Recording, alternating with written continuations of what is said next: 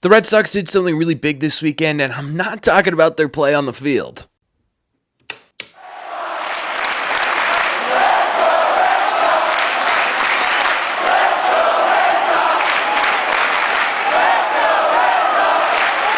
What is going on, everybody? Welcome back to Red Seat Radio. My name is Corbin, and thank you very much for clicking on this video. Welcome to September. It's the final countdown, right? The final push the Red Sox have to get themselves into a postseason for the first time since 2021. And they didn't really exactly finish August on the best foot, did they? They dropped 2 out of 3 games to the Pittsburgh Pirates, officially putting them at 76-62 on the season, 7-3 in their last 10, 2.5 games above the Seattle Mariners for the second wildcard spot, just a half game behind the Yankees for the top wild card spot, as well as being just 3.5 games back of this division as well. Like I said, though, this could be a stressful month, right? All of those guys sort of crammed together. Plus, now you got the Texas Rangers who've started to play really good baseball out of nowhere. Now they're kind of in the playoff picture a little bit. And the Red Sox, yeah, like I said, they didn't really do themselves any favors this weekend. I mean, outside of this final game where you finally put yourselves together, finally get Giolito to give you a good start, finally have your 2 bullpen arms actually pitch like actual 2 bullpen arms, and finally get an offensive spark from none other than, of course, Jarren Duran, who hit his first legitimate inside the park home run, which feels kind of wild to say. The Red Sox needed a spark here. They needed someone to go out there and sort of ignite this Red Sox offense. Hopefully, Jarren Duran did that, because the first 2 games of this series, I mean, they were just flat out miserable, weren't they? Between wasting a legitimately fantastic debut from Peyton Tolley because you just simply couldn't put it together in your bullpen, and you just simply couldn't get to these pitchers from the Pittsburgh Pirates in later half of the game, and you did have your chances against Paul Skeens. And then, of course, you get Dustin May, who simply hasn't been good for the Boston Red Sox, right? There's just simply, there's not a way around that where you could sit there and say, hey, look, he's been decent, right? He had 2 decent starts for the Red Sox in a row, and now he's just simply fallen back into what he's been really the entire year, right? Which is just not a good pitcher. Combine that with some terrible defense, which is the first time we've really seen some terrible defense from the Red Sox in a little bit now, and you got yourself one of the uglier games the Red Sox have had this entire year, right? Those first 2 games were legitimately depressing baseball. You sat there and you were like, this just simply isn't the Red Sox team we've seen all year. Right, this is the Red Sox team we saw in that really terrible May that they had. Outside of that, the entire rest of the season, this just wasn't the baseball team that we've grown to love in this city, right? It just wasn't. It was bad baseball all the way around. It was depressing baseball, and they lost 4 straight games at home for the first time this year. That never happens, and Fenway's been such an electric atmosphere this season. To do that wasn't exactly fantastic, but this is the perfect time to sort of bring out the bigger picture here, because I think Red Sox fans, specifically with how heightened everything is, with how close they are to potentially making their first postseason run in 4 seasons, every single game feels monumental. And while every single game does mean something at this point in the year, it's also important to remember the bigger picture, because if you blow this out a little bit, they're 17-11 in August, right? So despite the fact that they had a bad series here, they still had their first winning month in August since 2019. And in 2019, you were 14-13. This is the first month since 2018 you were significantly above 500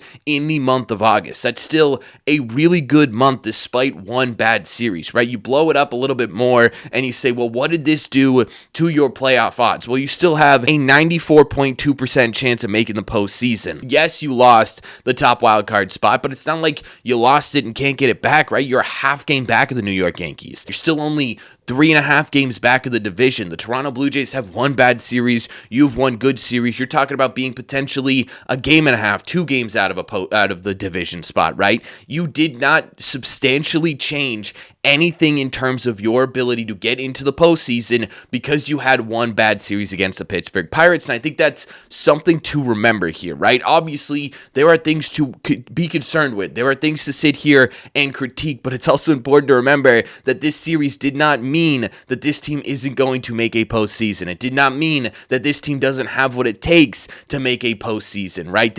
All this means that the Red Sox had a bad series. Feels like every single game right now means everything, and that's because it kind of does, right? But it also doesn't mean that every single series is going to determine the Red Sox entire season. I think it's really important to remember that going forward, because if we don't, we're going to lose ourselves in this next month. But this wasn't the only big news to come out of this weekend. The other one is unequivocally a positive. But before we get into that, a quick word from today's sponsor. Honestly, now that I'm a few more years out of college than I'd like to really admit, after a night of drinks, I simply just don't bounce back the next day like I used to. That is, until I found pre-alcohol. ZBiotics pre-alcohol probiotic drink is the world's first genetically engineered probiotic. It was invented by PhD scientists to tackle rough mornings after drinking, and I get it. Honestly, I get it. I was a little bit skeptical about this thing at first, but I decided why not? I'll give it a shot, right? I took it my last time out at Fenway Park, and obviously the ensuing evening that came after that. And honestly, the next morning I felt really great. In fact, great enough to record this video just after that next day. So how does this whole thing work? Well, alcohol gets converted into a toxic byproduct in the gut. It's a buildup of this byproduct and not dehydration that's to blame for rough mornings after drinking. Pre-alcohol, it produces an enzyme to break this byproduct down. Listen, baseball, playoffs, football, they're all right around the corner. This is the perfect time of year to either go to a big game, put the game on your couch, and either way, you're probably raising a glass, right? Just remember, when you do, make pre-alcohol your first drink of the night. Drink responsibly, and you'll feel your best tomorrow. Go to zbiotics.com/RSR to learn more and get 15% off of your order when you use code RSR at checkout. ZBiotics is backed with a 100% money guarantee. So if you're unsatisfied for any reason, they will refund your money, no questions asked. Again, remember to head over to zbiotics.com/RSR and use code RSR for 15% at checkout. Thank you very much to ZBiotics for sponsoring this episode. Let's get back to the video. Because despite the kind of miserable, boring, terrible gameplay over this weekend, the Red Sox had an announcement that they had to make, and that was that they agreed to an extension with their closer, Aroldis Chapman. Now, the actual contract itself breaks down something like this. It starts as a one-year, $12 million salary in 2026. There are some incentives in there as well, I believe, but I don't have those exact numbers in front of me, so just know that that could potentially be a little bit larger. Then, if he gets to 40 innings in 2026, which he's currently at 53 in 2025 already, and if he's healthy coming out of the 2026 season, there's a $13 million vesting option for 2027. If not, it's a mutual option for $13 million with a $300,000 buyout. Basically, kind of breaking it down into normal terms here, it's a one-year deal, and if Chapman stays healthy, he gets another year on the contract. Just simply looking at the deal itself, this makes a lot of sense for really both sides here, right? Aroldis Chapman probably could have made more on the free agent market, but at the same time too, he's also 37 years old.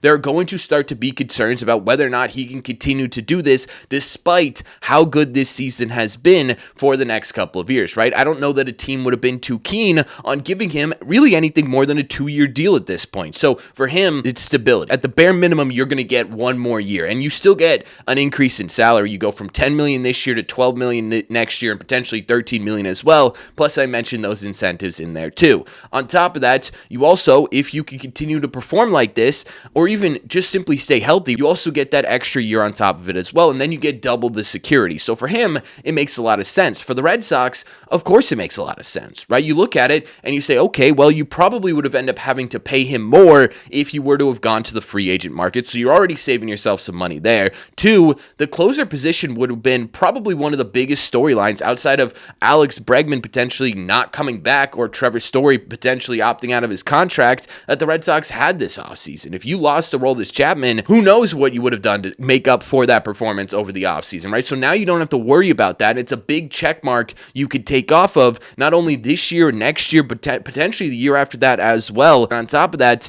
there's some guaranteed security here, right? If Aroldis Chapman, again, who's going to be 38 next year, just simply loses it all, you don't have to pick him up for the 2027 season. So you get a little bit of reassurance in there as well. And to me, all around, this contract makes a ton of sense.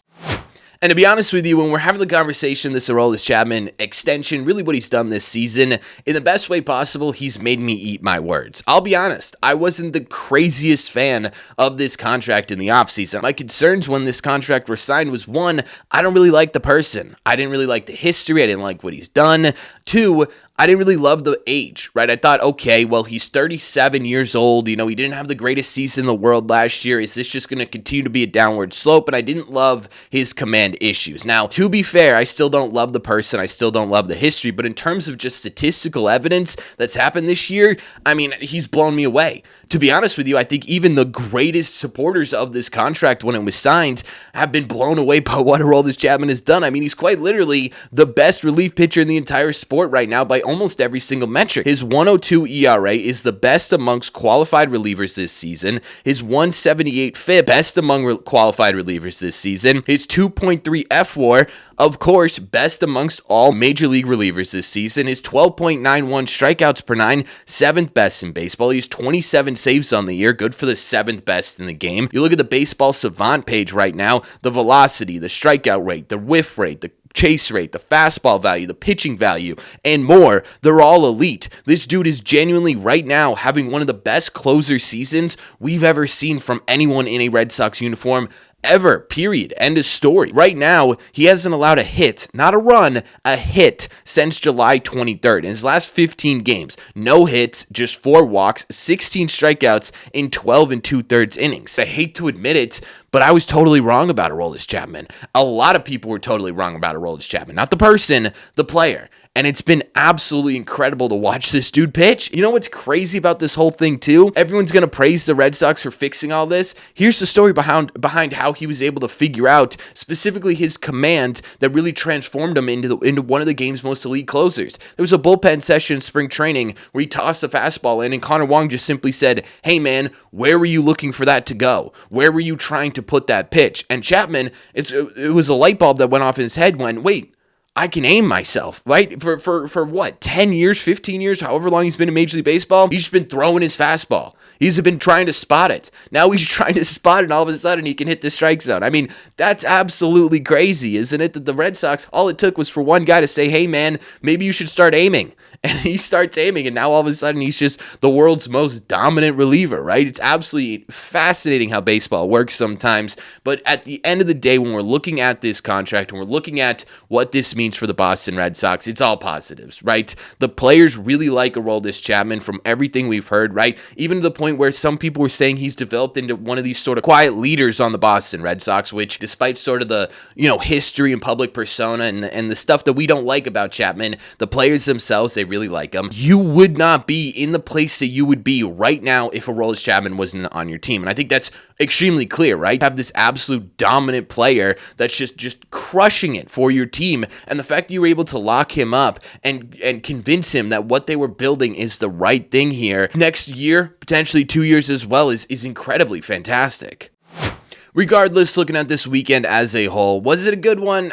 It depends on how you look at it, right? If you just look at the Chapman in the last game, yeah, it was pretty solid, right? Yeah, you finished August strong. You had your first winning month of August in 5-6 years. So that's a positive that we could take out of it. But if we're really looking at these games and we're going back to the series as a whole, should they have taken care of business against the Pittsburgh Pirates? Yes, absolutely. Was this kind of an embarrassing weekend for the Red Sox? Yes, 100%. Does this sink their ship? No. And I think that's a big thing that we as Red Sox fans need to remember. I feel like a lot of us are scarred, where all of a sudden we see this team stumble and we're like, oh, here comes the fall, right? One thing that this Red Sox team has done well, really this entire year, even when they were struggling in May, is they're stumbled, but they won't fall, right? They won't break. They find a way to bring themselves out of it. And this last game was a prime example of that. They needed to come into it. They needed to stop the bleeding. They needed to get themselves back on track. They needed to ignite themselves again. And it felt like they did all three of those things in a single game. So I'm not sitting here totally panicking about the Red Sox